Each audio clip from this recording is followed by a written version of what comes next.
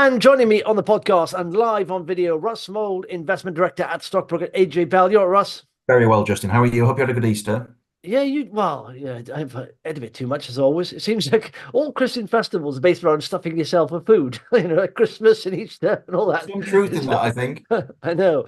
But yeah, you know what we're just saying there. I mean, I'm not a big fan of bank holidays. I like the markets being open. When it's a Friday and a Monday, I think, where's it all going? I want to I, look I, at the don't, I don't markets. mind the markets being shut, and I don't have to look at a screen, but short weeks just kill all my deadlines. I'm just completely discombobulated with a 4 day week Yeah. last week and a 4 day week this week. I barely know what day of the week it is at the minute, so I'm a little bit bereft, but I'll do my best to help as I can. So, Yeah. Well, let's have a quick look at the markets today on a Tuesday.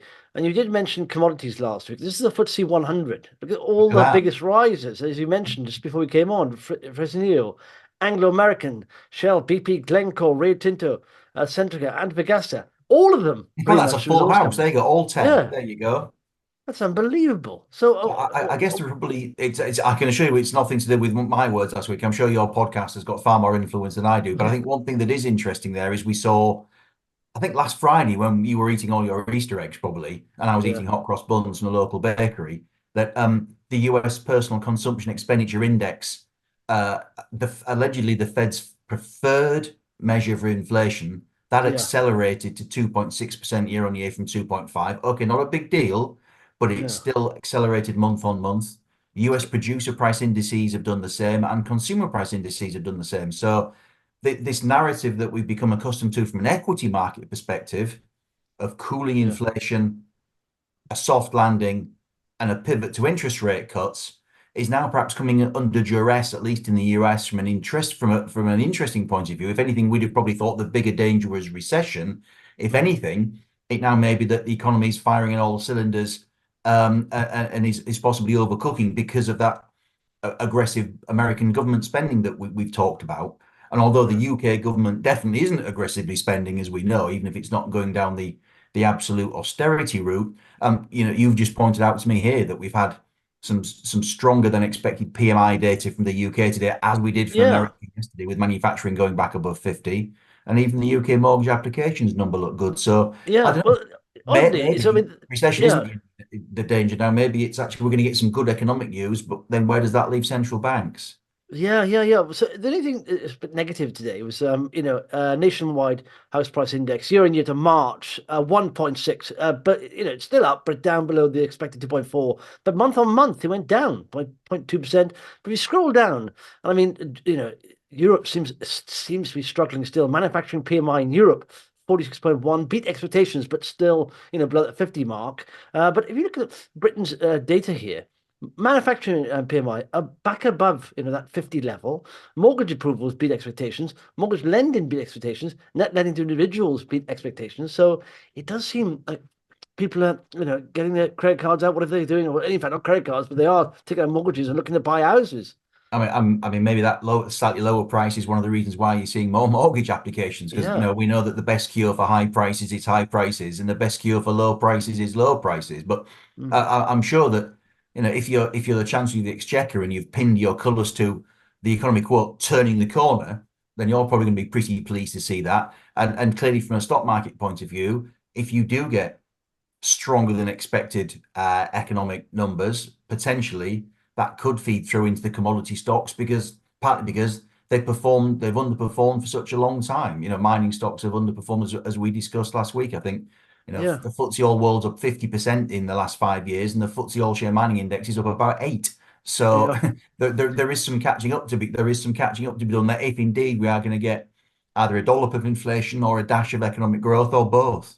Yeah, it's quite an interesting chart. This is Taylor Wimpey, and it hit a low back in October 2022, and since then it's That'll sort be of Liz rallied and Truss, I broke this reckon, won't level. it? Yeah. Yeah, and since then it's rallied. It's gone from down at what 70, 80 pence to 130.40s now. So the Yeah. house builders have rallied strongly. Even before recovery was on. I mean, the market always looks ahead as far as it can. And in fact, I looked at the FTSE. It's come back a bit today, but the FTSE, what is it, indices? Broke 8,000, didn't it? Yeah, FTSE 250 Briefly. here. Literally, that was now from the low. It was showing, well, it's just dipped down below that, 21%, which I mean, of course, below 20%. That was the low back in October as well, same time as the Taylor Wimpey there. But it had a big sort of strong technical rally here. Whenever you get that sort of bounce straight from the bottom, straight up, it doesn't seem to sustain too much. But it's Yeah. come back down, a higher low here in October year on, and now it's almost in bull market territory, which is 20% up from a low. So Well, and it's interesting, yeah, talking to our, one of the parts of my job is helping out with podcasts or talking to the national press and national broadcasters, and there still isn't a lot of love being shown to the UK equity market. I can assure you, the mhm, bulk of the questions I get are, which company's going to be the next one to leave? Why aren't we getting any IPOs? Isn't it all rubbish? And yet you've actually got an index that's pushing towards its all-time high. Unloved yeah, can mean undervalued, and as we've seen, there's been quite a lot of M&A activity in the UK this year and last year. I know that the super dry bid from Julian Dunkerton's just failed, and the yeah, Elementis deal was rejected, and Direct Line was rejected. So they're not all going through, but you've yeah, had 9 deals struck this year, some of which have gone through, some of which look like they will do, and the average premium paid is more than 50%. mm, So I don't really seem to be giving anything that could be misconstrued as advice, but if something has underperformed for a long time, and it's unloved, it could just be cheap. I mean, look at Japan. I didn't get any questions from Japan for the thick end of, 10 years. And I've had yeah. more questions about Japan this year than I've had in the previous 10 years put together, because it's reached an all-time high. So Mm. it just goes to show how psychology can change. But really, you would be better off buying Japan 10 years ago and now what everybody's talking about. It doesn't mean Japan can't keep on going up. But if the yen Yeah. stops going down, that might be a potential obstacle to it. Yeah, well, that is the thing, private investors especially tend to look in the rear view mirror a bit, don't they? And they look, oh, we're cheap, we're always going to be cheap. It's never going to perform.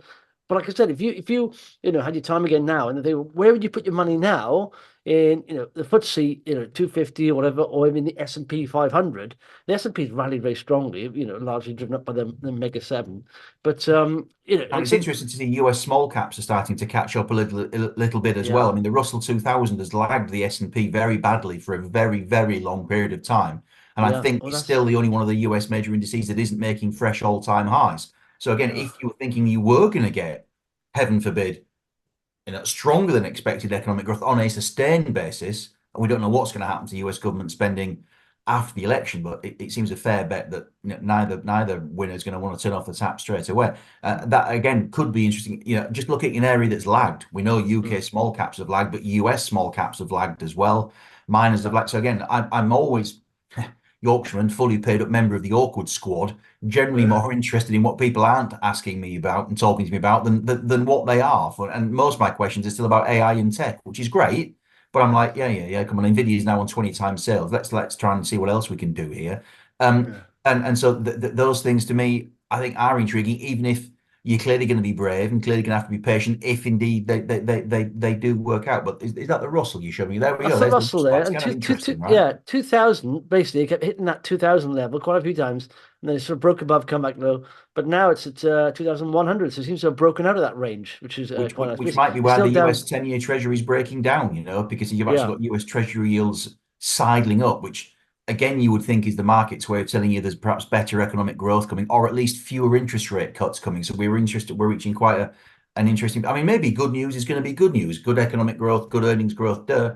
But generally, as we know, bad news is normally good news can be slightly tricky because it means interest rates staying high for longer or going up, heaven forbid. So the US 10-year yield is sneaking higher yeah, again, yeah, that's the which doesn't 2 year. fit very comfortably with that 3 to 4 interest rate cut narrative from the Fed that equity markets are embracing. So you've slightly got the bond market and the equity market now saying different things. So we'll see who's going to be right. Normally, it's the bond Yeah, to market. me, I mean, that's the 10 year Mm. US government bond, and it's come down from a high there, but it's bounced, and now you're seeing it breaking up above the 200-day moving average, and you can see here, a series of lower highs, higher highs. That's quite I mean, a I'm bullish not as for much of a chartist as you are, mate, but that looks fairly compelling to yeah, me, it's I have to bouncing say. higher, isn't So, it? It's you bouncing know, higher. It's a bit and worrying at the there. same time, if you look at that price chart against the gold price for the last 5 years, they've generally moved fairly much in track. But actually Yeah. now, gold is breaking up as the treasury price is breaking down and the treasury yield is breaking up, which again is Oh, unusual. look at that. So Yeah. Again, Wow, to go that's a back to good. our conversation of last week, the precious metal is interesting. I think it had a bash at 2250 over the long weekend in response to those US PCE and PMI numbers. So again, maybe the narrative now isn't cooling and soft, but maybe economy oddly running a bit hotter than we thought, certainly on the far side of the Atlantic, and maybe it is turning the corner here.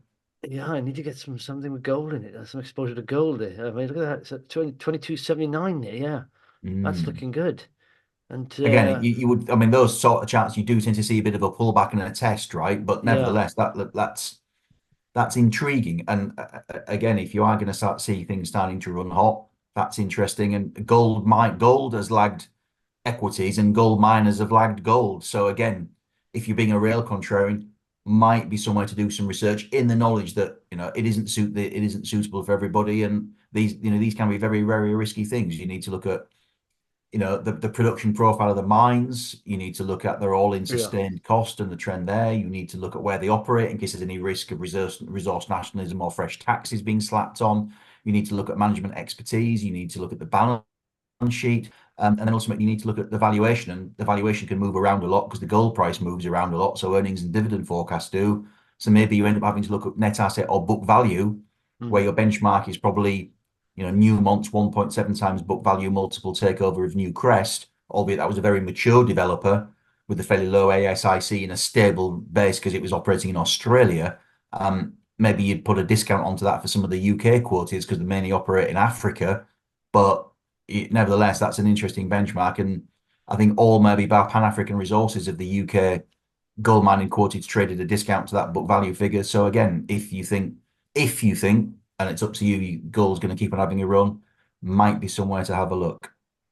that is that's the UK 10-year. That's up by 3.5% today. Yeah. That's I mean, it's come down. It's bouncing. It doesn't look as strong as the Doesn't US, look as but strong as the American one because I guess the no, data is not as strong right now, is it? And the inflation figure, I mean, you look at yeah. the BRC, British Retail Consortium, a shop price inflation figure Oh data yeah, released yeah. today. That's way down 1.3% or something. That's So, it. Yeah, 1.3% down bingo. from So there you go. 2.24. Yeah, well, down from 2.5 last So that's way month. down. You'd expect that to be reflected in the overall CPI data when that comes out. So that is going to come in below 2 for a couple of months. Then the base effect starts to change a little bit. The oil price is higher again year on year, so it's not quite as simple as it looks. But at the moment, at least, we know the UK economy isn't running as hot as the American one because the government's not spending like fury. Yeah. So that might change perhaps depending on how the elections go, presumably the second half of this year. Does say a lot though, doesn't it? When you get all well, It's oil. kind of interesting, Wow. right? The wisdom of Yeah, markets. It's I know. intriguing. I haven't seen anything like that for probably since about 2014, I would imagine, when again commodity prices were running strong, and before that 2011, 12. Yeah, like I said, they're not. I mean, I think one of the worst performers is the biggest riser there is Fresnillo and Yeah.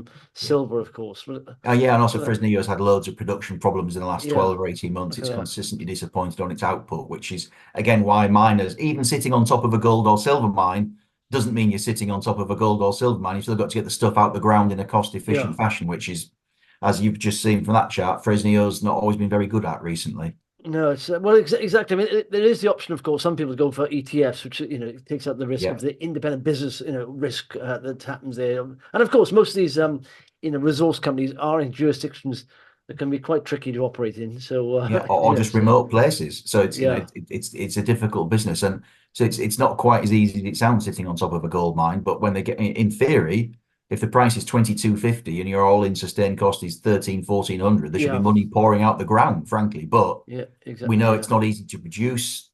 It's costly to produce, so that's why supply doesn't grow very much.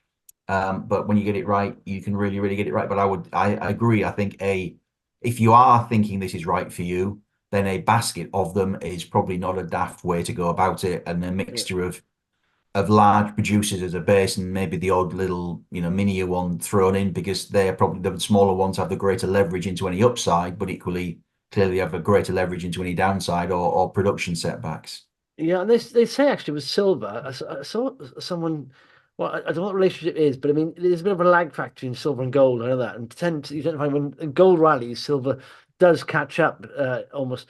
But someone called it the mad auntie of gold. So I don't know Okay. what that means, but No, I think silver's probably more volatile because it does have more industrial uses, yeah, albeit it's no longer used in things like photography plates or X-ray plates. So in that respect, that's one area of industrial demand that doesn't exist anymore because because of digitalization and digital cameras. But there is a historic relation. I think 80s, that the magic number, gold to silver, or something like 80 times gold to silver.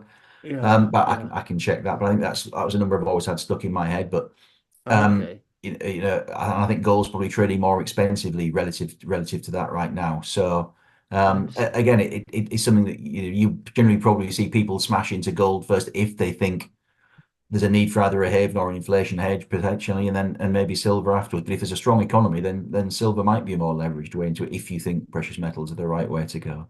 Yeah, I'm just wondering, is there any big data out this week? I was composite is a services composite PMIs. But Mm. anything else? When is house prices? Just wondering if any Yeah, construction. next UK inflation figures will be a couple of weeks, I would think. Okay, yeah. So Okay, next week what have we got next week? Next week the big ones are, well, we've got interest rate decisions from the Reserve Bank of New Zealand, Bank of Canada, and ECB, and we've got US consumer price inflation on Wednesday the 10th. So that's probably the next really big one on the inflation front. okay, yeah. Well, thanks, Josh. What I'm going to do now is I'm going to go and research some, commodity ETFs. I think they're going to take off somehow, or maybe even look at. I know there's a lot. Well, in fact, the UK market's got loads of little commodity plays, but It has. it's It's just absolutely right. It's one of they're the quite reasons why it's risky. I know. underperformed for the last 10 years. So it'd be Yeah, interesting to see if exactly. that starts to turn around. Yeah, exactly. So I'll have a look around that because I do think, and especially in the microcap space. I mean, they're quite high risk, but when they move, Yes. they rarely move, and you're talking multiples of their Again, current that's probably share why you price. need a spread of them, because there will Yeah, inevitably be accidents in there. You can look at, I think, is it Charat Gold, I think, is yeah. put out a statement late last year saying that it was going to need fresh financing to help it get this stuff out the ground. I think Hummingbirg's been weak recently again Oh because yeah, it's looking to hummingbirds. raise capital. Yeah, So hummingbirds are a nightmare there. So literally, they've had there are some challenges out there. Yeah, come there out. you go. It's starting to rally, and then they had production problems, some way Boom. operation problems, Yeah. and it's back down to the lows there. So it seemed like quite a promising rally here because it's been going down. Look at that from literally 42 pence down to it hits almost four Ooh. pence. So literally 90% down, and it That did takes seem some to have a doing when the gold recovery. price is probably up about 40% in that Yeah. time. And that's it. There's so when you look at individual companies, there can be operational risks, a lot of Yeah, it, and so definitely. you've got to be very aware of that. And you may be better off going for a safer play somewhere in an ETF. Marvelous stuff, Russ. Thanks for that, and speaking next to Wiki. Look forward to it.